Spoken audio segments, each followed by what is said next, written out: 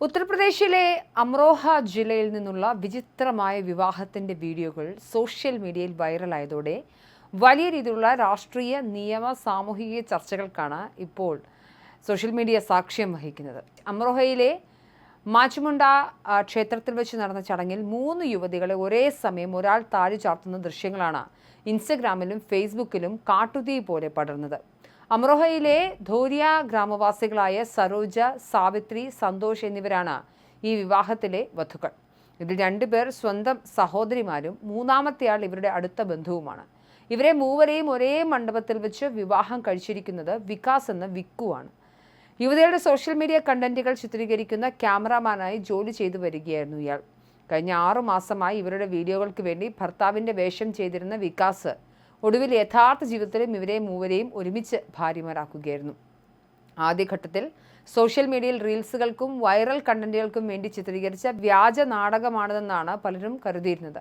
എന്നാൽ വൈകാതെ തന്നെ 4 പേരും ഒന്നിച്ചെത്തിയത് കേവലം അഭിനയമല്ല എന്നും യഥാർത്ഥ വിവാഹമാണെന്നും വ്യക്തമാക്കി. ചെറുപ്പം മുതലേ ഒരുമിച്ച് വളർന്ന തങ്ങൾക്ക് വിവാഹശേഷവും പിരിഞ്ഞു ജീവിക്കാൻ സാധിക്കില്ലെന്ന തിരിച്ചറിവാണ് ഇത്തരമൊരു തീരുമാനത്തിന് പിന്നിലെന്ന് യുവതികൾ വെളിപ്പെടുത്തുന്നു. വീട്ടുകാർ തങ്ങൾക്ക് വ്യത്യസ്ത ആലോചനകൾ കൊണ്ടുവന്നപ്പോൾ വല്ലാതെ വിഷമിച്ചുവെന്നും പിരിയേണ്ടി വരുമെന്ന് വന്നപ്പോൾ ജീവിതം അവസാനിപ്പിക്കുന്നതിനെക്കുറിച്ച് വരെ ചിന്തിച്ചുവെന്നും ഇവർ പറയുന്നു. ഒടുവിൽ മരിക്കുന്നതിനേക്കാൾ നല്ലത് ഒരേയാളെ വിവാഹം കഴിച്ച് ഒരുമിച്ച് ജീവിക്കുന്നതാണെന്ന് തിരിച്ചറിഞ്ഞ് സ്വന്തം ഇഷ്ടപ്രകാരമാണ് വികാസിനെ വിവാഹം കഴിക്കാൻ തീരുമാനിച്ചതെന്ന് ഇവർ കൂട്ടിച്ചേർക്കുന്നു.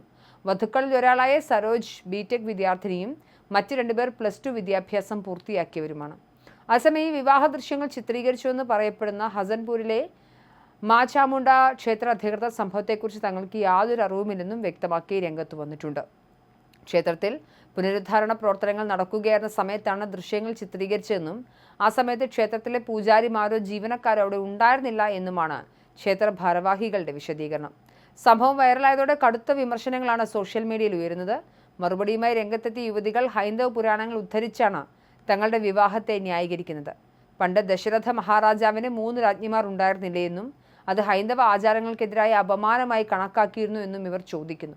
എന്നാൽ നിയമപരമായി ഈ വിവാഹത്തിന് യാതൊരു സാധുതയില്ല എന്നുള്ളതാണ് യാഥാർത്ഥ്യം. 1955 ഹിന്ദു വിവാഹ നിയമത്തിലെ സെക്ഷൻ 5 പ്രകാരം ഒരു ഹിന്ദു പുരുഷന് ഒരേ സമയം ഒന്നിലധികം സ്ത്രീകളെ വിവാഹം കഴിക്കാൻ നിയമപരമായ അനുമതിയില്ല.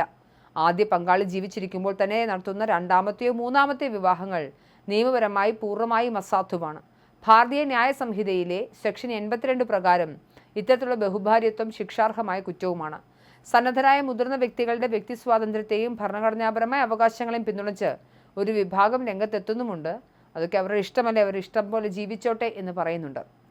ഹൈന്ദവ ആചാരങ്ങളെയും നിയമവ്യവസ്ഥയും വെല്ലുവിളിക്കുന്ന ഇത്തരം പ്രവൃത്തികൾക്കെതിരെ നടപടി വേണമെന്ന് വിവിധ സംഘടനകൾ ആവശ്യപ്പെട്ട് മറുവശത്തുമുണ്ട്. വരും ദിവസങ്ങളിൽ ഈ വിഷയത്തിൽ നിയമപരമായ എന്ത് നടപടിയാണ് ഉണ്ടാവുകയെന്നാണ് സോഷ്യൽ മീഡിയ ഉറ്റുനോക്കുന്നത്.